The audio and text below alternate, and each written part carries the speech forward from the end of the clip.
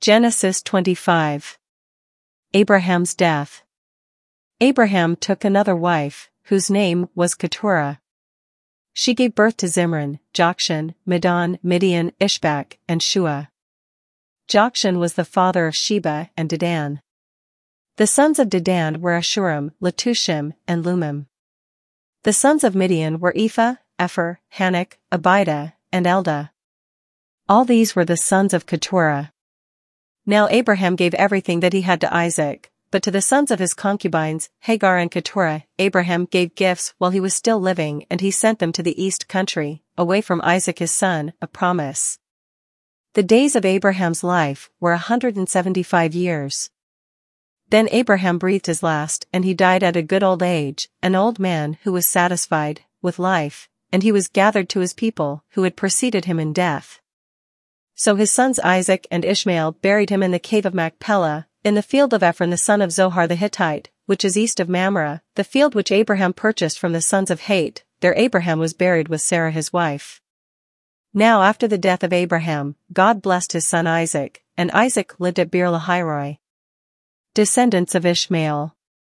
Now these are the records of the descendants of Ishmael, Abraham's son, whom Hagar the Egyptian, Sarah's maid, bore to Abraham, and these are the names of the 12 sons of Ishmael, named in the order of their births: Nebaioth, the firstborn of Ishmael, and Kedar, Adbeel, Mibsam, Mishma, Dumah, Massa, Hadad, Tema, Jetur, Naphish, and Kedemah. These are the sons of Ishmael, and these are their names, by their settlements, and by their encampments, sheepfolds, 12 princes, sheiks, according to their tribes. Ishmael lived 137 years, then he breathed his last and died, and was gathered to his people who had preceded him in death. Ishmael's sons, descendants, settled from Havilah to Shur, which is east of Egypt as one goes toward Assyria. He settled opposite, east, of all his relatives. Isaac's sons. Now these are the records of the descendants of Isaac, Abraham's son. Abraham was the father of Isaac. Isaac was 40 years old when he married Rebekah, the daughter of Bethuel the Aramean, Syrian, of Paddan Aram, the sister of Laban the Aramean. Isaac prayed to the Lord for his wife, because she was unable to conceive children, and the Lord granted his prayer, and Rebekah his wife conceived twins. But the children struggled together within her, kicking and shoving one another, and she said, "If it is so, that the Lord has heard our prayer, why then am I this way?" So she went to inquire of the Lord, praying for an answer. The Lord said to her, "The founders of 2 nations are in your womb. And the separation of 2 nations has begun in your body. The one people shall be stronger than the other, and the older shall serve the younger."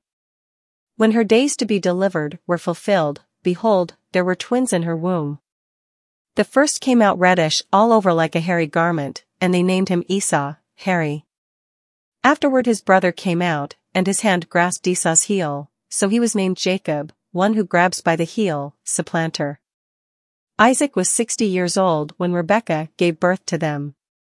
When the boys grew up, Esau was an able and skilled hunter, a man of the outdoors, but Jacob was a quiet and peaceful man, living in tents.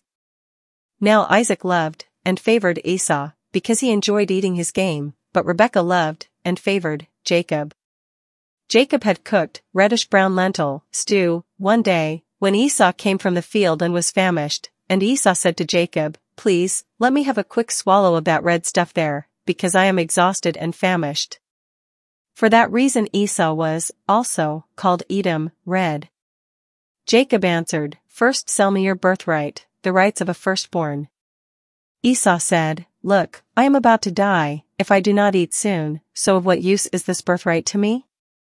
Jacob said, "Swear an oath to me today that you are selling it to me for this food." So he swore an oath to him, and sold him his birthright. Then Jacob gave Esau bread and lentil stew, and he ate and drank, and got up and went on his way. In this way Esau scorned his birthright.